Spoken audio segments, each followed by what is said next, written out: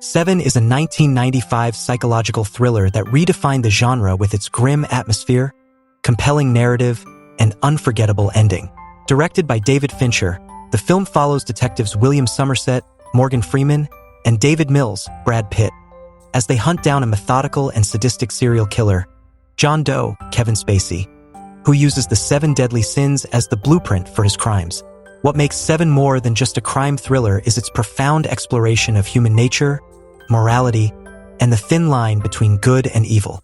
Each scene is meticulously crafted to reflect the darkness not just of the world the characters inhabit, but of their own souls as well. Opening scene setting the tone. The film opens with Detective Somerset methodically preparing for his last week on the job. He's a man tired of the relentless cycle of violence and depravity that has become his life.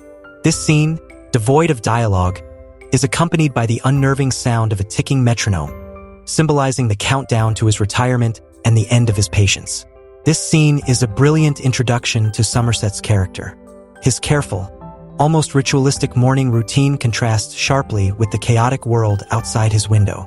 It's a silent scream of his desperation for order in a disorderly world of struggle that becomes the heart of the film.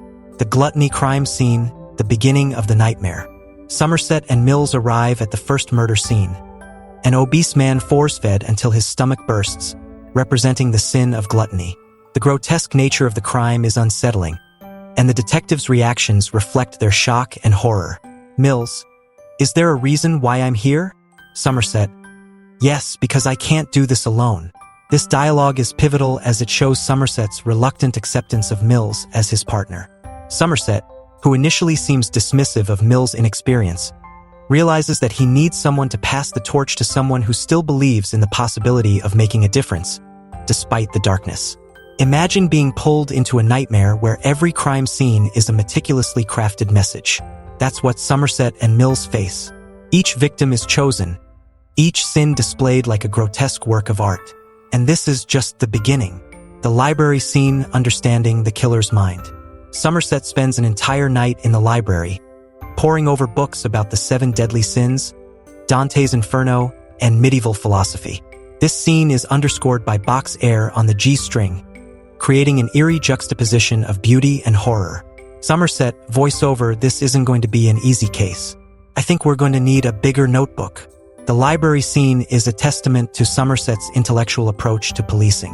While Mills relies on instinct, Somerset seeks understanding and insight into the killer's psyche. The serene atmosphere of the library contrasts with the grisly crimes, highlighting Somerset's commitment to finding order amidst chaos. While Mills reacts, Somerset thinks. He's the calm in the storm, trying to decode a madman's message.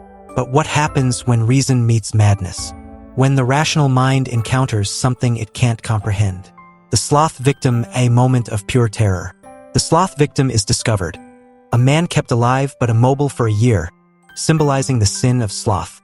His appearance is horrifying, a skeletal figure lying in a room filled with air fresheners to mask the stench of decay. As the detectives examine him, the victim suddenly gasps for breath, shocking everyone present. Officer, he's alive! He's alive! Mills, how could someone do this? This scene is one of the most chilling moments in the film, showing the extent of John Doe's sadism. It forces both the audience and the characters to confront a level of cruelty that is almost unimaginable. Mills' disbelief and horror emphasize his struggle to grasp the sheer evil they are facing. Can you imagine the horror? A man kept alive in agony for a whole year. This is not just a crime, it's a statement. But what is John Doe trying to say? And how far will he go to make his point? The dinner scene, a humanizing moment. Somerset accepts Mills' invitation to dinner at his home. The scene is a rare glimpse of warmth and normalcy in a film otherwise dominated by darkness. It's here that we learn about Mills' wife, Tracy, Gwyneth Paltrow, who is struggling with life in the city. Tracy, I'm glad you came. It's nice to see David talk about something other than work. Somerset, it's nice to talk about something other than work. This scene serves as a poignant reminder that the characters are not just detectives but people with personal lives and vulnerabilities. It also subtly hints at Somerset's loneliness and regret, adding depth to his character. Tracy's warmth and vulnerability make her eventual fate all the more devastating. Amidst the darkness, a moment of light, a dinner, a conversation, a glimpse of the human side of these detectives. But in a world like this, how long can the light last before it's snuffed out?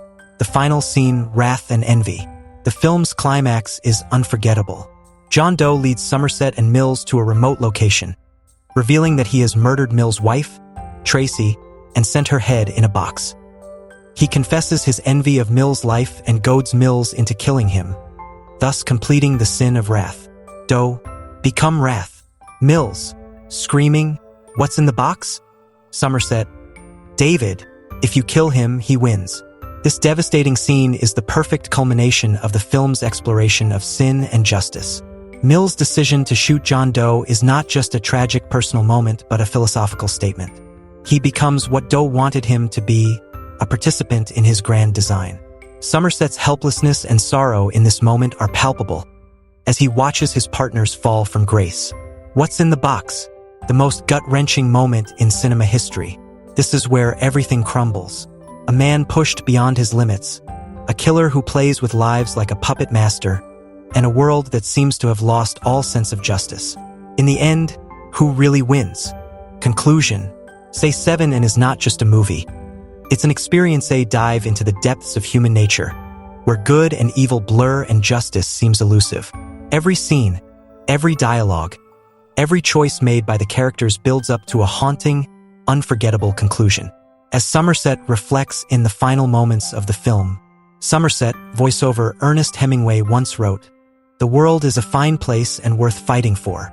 I agree with the second part. A world worth fighting for, but at what cost?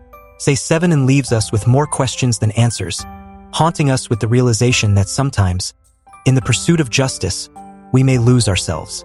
So what would you do? Would you fight, or would you succumb to the darkness?